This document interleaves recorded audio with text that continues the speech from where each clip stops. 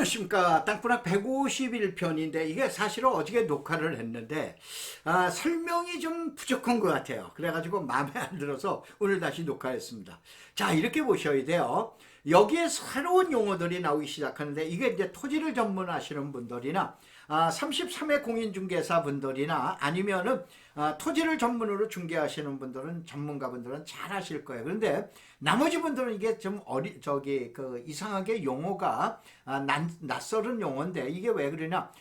비법정 용어로 돼 있다가 재작년에 2021년도에 법정 용어로 국토계획법상 용어로 등재가 된 거예요.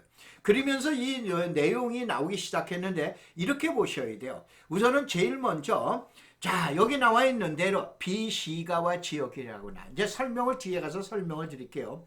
비시가와 지역에다가 지방자치단체의 장이 성장관리 계획구역이라고 지정을 하는 거예요.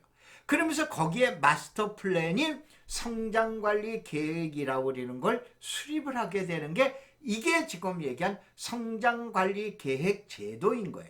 이 제도인데 여기에서 너무나 그동안의 성장관리 방안이라든가 성장관리 지역이라든가 중구난방으로 비법정 용어이다 보니까 사용하다가 보니까 국토부에서 작년도에 2022년도에 용어를 통일해 버렸어요. 성장관리 계획 마스터 플랜, 성장관리 계획 구역 지정을 한 거예요. 어디에다? 비시가와 지역에다가. 그러면 비시가와 지역이란 뭔가 한번 봐보면은 여러분들 계획관리지역 그러면 우리 만병통치약 아시죠? 그냥 머리 아플 때도 먹고 배 아플 때도 먹고 그런 것처럼 바로 뭐냐면은 계획관리지역이라는 게 만병통치약 땅이에요. 왜 그러냐? 당연히 주거지역엔 주거용만 들어가야 되죠. 상업용은 상업지역에만 들어가야 돼요. 공장은 공업지역만 들어가야 돼요. 그런데 계획관리 보세요. 러브호텔이 없어요. 주택이 없어요. 공장이 없어요. 창고가 없어요. 그야말로 대한민국의 만병통치 땅이 계획관리 지역이었다. 그 다음에 거기를 또 살살 쫓아가는 게 뭐예요? 생산관리 지역 아니에요. 두 개가 가장 큰 문제였던 거예요. 그래서 80-90%의 계획관리, 10% 20%의 생산관리, 얘네들이 사실은 주 타겟인 거예요. 이 땅이 도로변에 있어요. 자, 지난번 녹화한 화성시 보면 322번 도로 평당 1,000만 원 하는 거 아니에요. 지금 얘기한 봉담에서 어디에 가는 거예요? 봉담에서 이제 그 송산까지 가는 322번 도로변에 보면 평당 1,000만 원 한다라고 그래요. 비도시 지역, 농촌 지역인데 그런 거예요. 그리고 거기에 뭐냐? 러브호텔도 있고 공장도 있고 창고도 있고 지맘들이 있어. 개발 압력을 받는 땅이다 이거예요. 그 다음에 송산의 면소재지인 사강은 앞에는 어떻게 돼요? 주말만 되면 삼청 몰리잖아요. 이 지역도 지금 마도도 그 다음에 사강이나 이런 데들도 문제가 심각하더라 이러니까 이게 또 개발 압력을 받는 지역에 바로 지금 두 개 지역.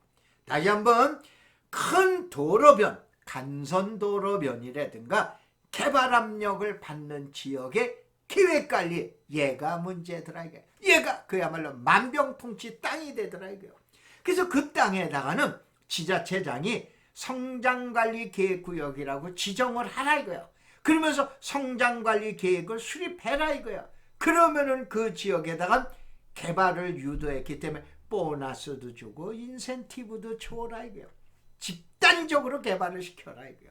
그런데 성장관리계획구역으로 지정하지 아니한 땅은 성장관리계획이 당연히 없죠. 여긴 원칙적으로 개발을 하라 이거예요.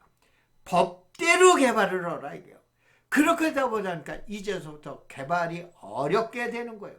그런데 이게 경기도에서는 내년도인 2024년도 1월 27일 날서부터는 본격적으로 성장관리 계획이 수립되지 않은 지역에서 공장이나 제조업을 규제를 하라라고 하는 지시가 떨어진 거예요.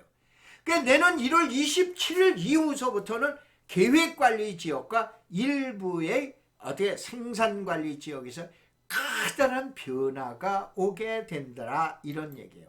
그럼 바로 뭐냐? 비시가와 지역. 그럼 도시지역에는 그 유명한 주상공록 있죠. 우리나라 국토의 16%. 비도시 지역은 바로 도시계획이 없는 지역이 우리나라 국토의 84%.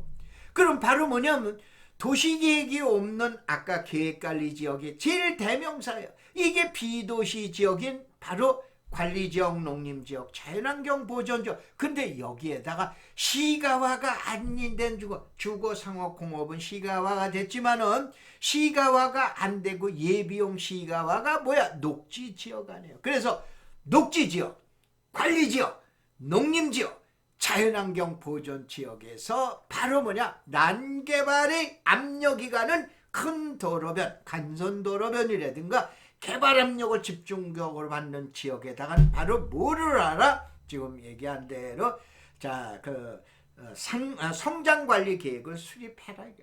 그래놓고 지정을 해라 이거. 그렇지 않고는 허가 내주지 말아라 우린 게 경기도의 방침이에요. 이 경기도에 나오게 되면은 전국적으로 지금 얘기한 대로 내년 상반기 하반기에서부터 전국적으로 진행된다고 보셔야 돼요. 비시가화 지역은 난개발의 대명사죠.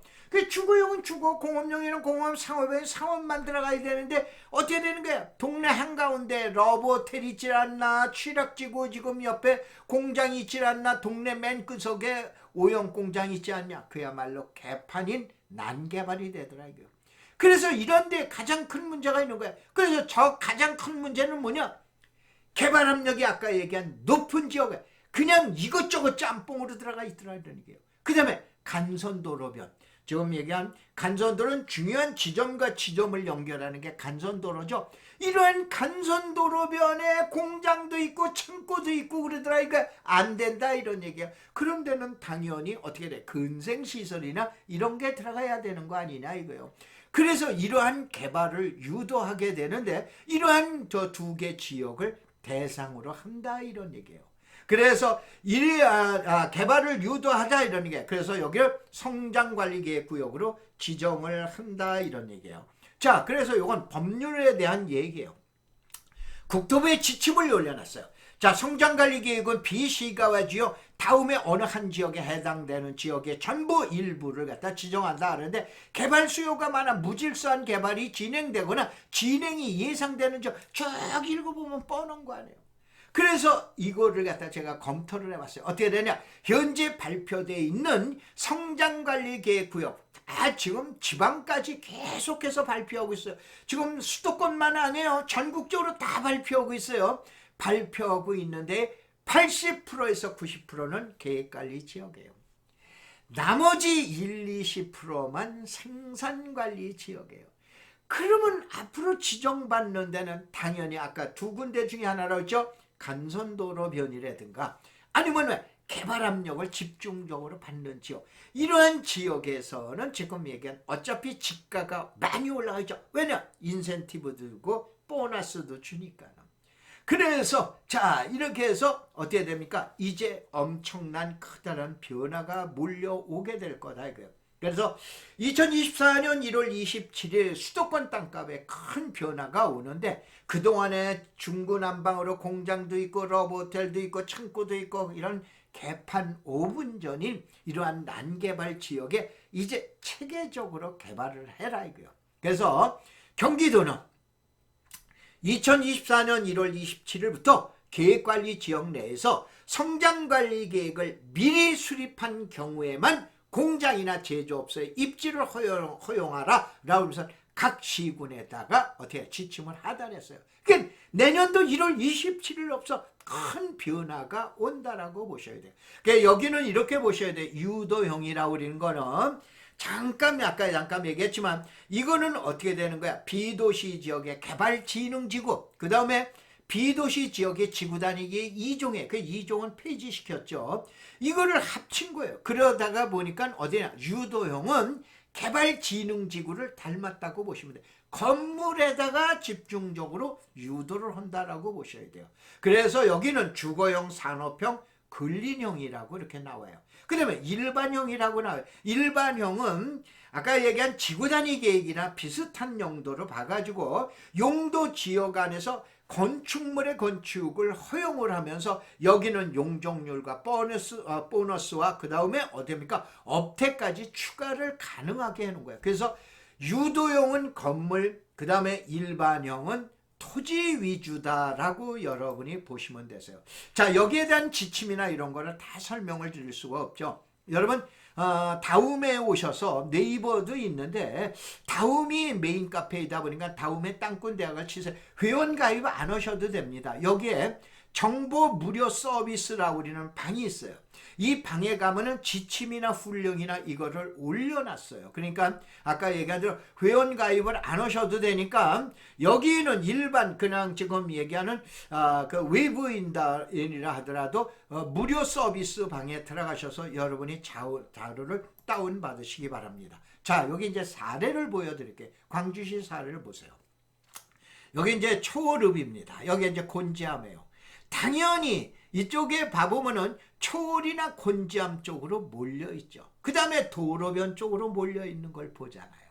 그래서 지금 얘기한 성장관리계획구역이다라고 하는 건 큰 대로변의 농촌지역, 아까 얘기한 비시가와 지역, 그 다음에 개발압력을 집중적으로 받고 있는데 오포라든가 이런 데에서 지금 얘기한 대로 집중적으로 받고 있는 이러한 지역에다가 바로 뭐냐 선정을 하는구나. 그 다음에 선정에 대한 주된 대상 90%는 뭐가 된다? 계획관리가 된다. 이게 이제 화성시예요. 화성시 보면 여기 송산의 이제 사강 앞에, 그 다음에 여기 이제 322번 도로로 나가고 있는 어디입니까? 도로변. 이런 도로변이라든가 또 자 여기 봉담에서 어디야 저기 우정으로 내려가는 우정으로 8탄으로 내려가는 도로변, 그 다음에 향남으로 내려가는 도로변, 이런 도로변에 그래서 결론은 나오는구나. 자, 성장관리계획구역이라는 건 개발압력을 집중적으로 받고 있는데 그 다음에 간선도로변이구나. 이렇게 가지고 여러분이 보시면 되시잖아요. 이 지역의 최대 관심사 아니에요. 인생 역전하는 땅 아니에요. 이쪽 지역에 이제 계획관리 지역은 어떻게 됩니까? 금상첨화라고 보셔야 돼요. 그 대신 중구난방 개발은 안 시키겠다라고 우리는 얘기하네요. 그래서 토지 이용 계획 확인서의 사례를 볼 것 같으면 요거는 그저께 발급받은 거예요. 경기도 광주시에서 봐보면 성장관리 구역에서 일반형이라고 나오죠. 그래서 아까 얘기한 대로 일반형은 유도형이에요. 그래서 일반형과 그 다음에 유도형이라고 나오는데, 일반형은 토지를 위주로 해서 개발 행위를 최소화시키는 거고, 그 다음에 유도형은 건물 위주로 해서 나간다라고 여러분이 인식하시면 되세요. 나머지 기타 자세한 자료는 여기서 설명을 드릴 수가 없으니까 어떻게 된다? 지금 얘기한 여러분들이 그 무료로 제공하는 서비스란에 오셔서 봐라 이런 얘기예요. 자, 그러면 계획관리를 이거 다 필요 없고, 자, 우리가 이제 공업지역을 100만 원이라고 보자고요. 주거지역은 당연히 160, 70만 원이죠. 상업지역은 400만 원, 500만 원, 600만 원 평균 합니다. 자, 농림지역을 100만 원이라고 가정을 해봐. 그러면 생산관리지역은 약 50%, 30%, 50%인 150만 원이 되겠죠. 근데 계획관리지역은 어떻게 돼? 200만 원이 되잖아요. 여러분 화성이나 이런 데 가서 농림지역 보통 100만 원이고 계획관리지역은 보통 200만 원 되잖아요. 그런데 이게 앞으로 내년 1월 27일 날 이후서부터는 계획관리가 만약에 100만 원이라고 보자고요. 계획관리가 100만 원이야. 이건 제가 예측하는 거예요. 유도형이 150만 원 이상으로 가요. 일반형도 150만 원 이상, 160, 70만 원까지 가요. 그럼 그동안에 100만 원짜리 땅이 아까 얘기한 대로 뭐예요? 50%나 7, 80% 어느 경우에는 더블까지 지금 올라가게 되더라 이런 얘기예요. 이렇게 되는데 여러분들 어떻게 해요? 관심이 상당히 많으시죠? 그래서 내년 1월 27일 날 경기도의 그 사례를 내용을 갖다 여러분이 유념해서 보시기 바랍니다. 자, 요거는 수립 고시가 돼 있고 그 다음에 요게 수립 중인 지역이에요. 어디냐? 주로 이제 수도권만 해서 올려놨는데 이러한 자료들은 아까 얘기한 대로 여러분이 땅꾼대학 다음에 오셔서 무료로 자료를 서비스 받는 방, 회원 가입 안 하셔도 되니까 여기 와서 다운받아 가시기 바랍니다. 자, 고맙습니다. 감사합니다.